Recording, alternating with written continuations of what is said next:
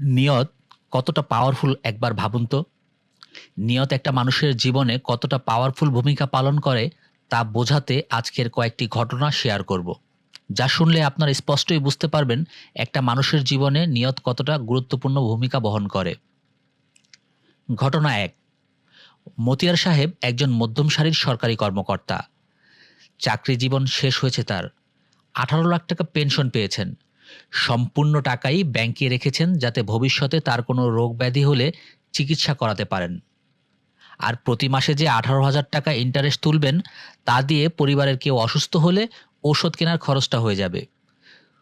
প্রকৃতির কি খেলা, ঘটনার মাত্র ৪ বছরের মাথায় উনি ক্যান্সারে আক্রান্ত হলেন।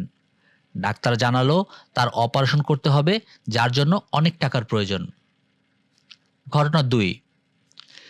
নকিব সাহেবের মা চেয়েছিল ছেলেকে সুন্দরী বউ এনে দিবে, সাথে ঘর ভর্তি করে ফার্নিচার নিবে মেয়ের পরিবার থেকে। কারণ যদি কখনো ছেলের সামর্থ্য না হয় ঘর ভর্তি ফার্নিচার দিয়ে ঘর সাজানোর। সত্যি সত্যি নকিব সাহেবের মা ছেলের জন্য সুন্দরী বউ আর বউয়ের পরিবার থেকে ঘর ভর্তি করে ফার্নিচার ঠিকই এনেছিলেন।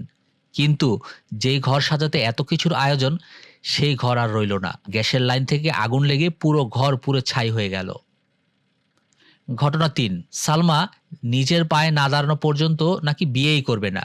স্বামীর টাকায় সে চলতে পারবে না।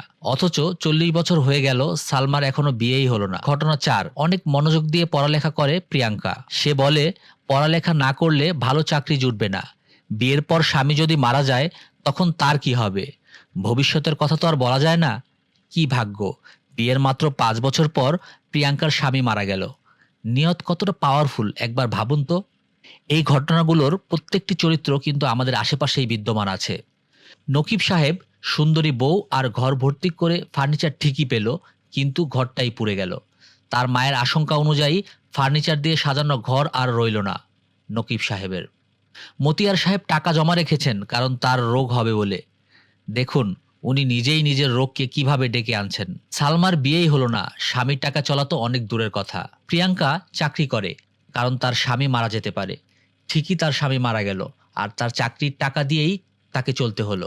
এবার ভাবুন তাহলে প্রত্যেকেই কাজটা করার আগে নিজেরাই কিভাবে নিজেদের গতিকে ঠিক করে দিচ্ছেন।